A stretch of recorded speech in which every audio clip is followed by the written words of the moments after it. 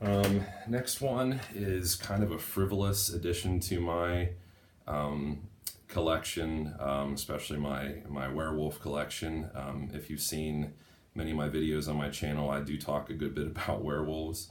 This was the very first werewolf and horror movie that I've ever seen. Not necessarily this copy, this just came out recently, and I just picked it up just to have the cool artwork there. But if you check earlier in my channel, about a month ago, I believe, I did a review and unboxing of the Australian Umbrella release of the new Blu-ray version of Stephen King's Silver Bullet, and I also show, you know, the original cover artwork for that. So I have a couple copies of that.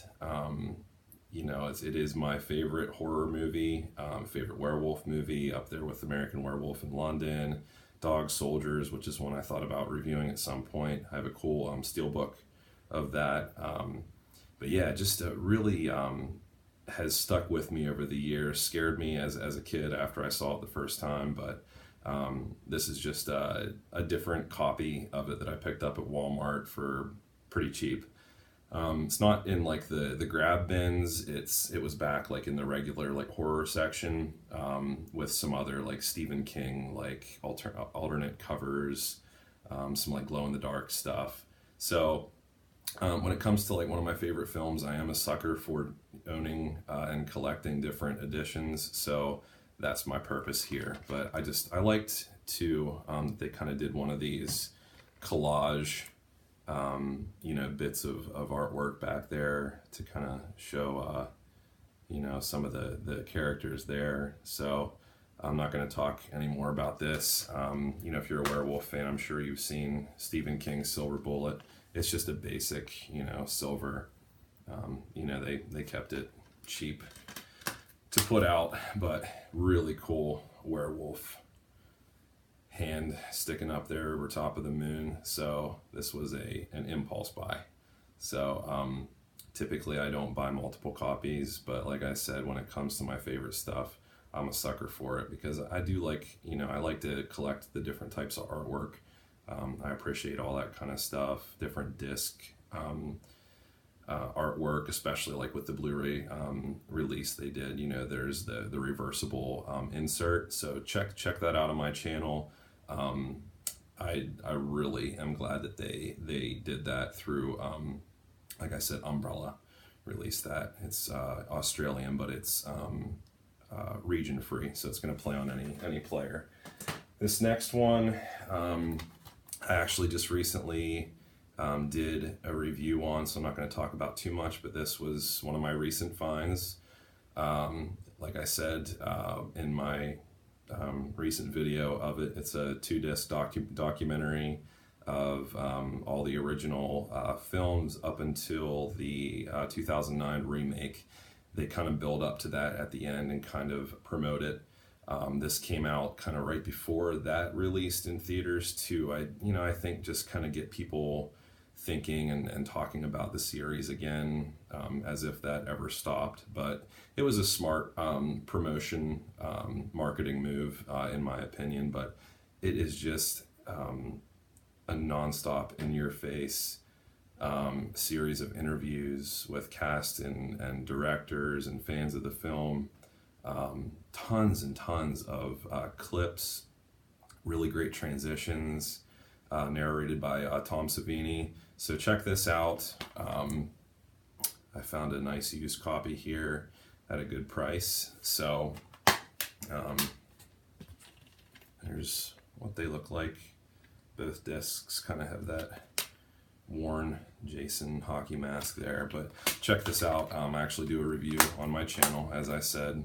It's one of my recent videos actually, so was happy to find that. And then this one I kind of picked up after someone commented on one of my videos and said, hey, you should do a review of My Bloody Valentine. So I kind of this is sort of a created collection of this version, the remake, the 3D version here, and also the original.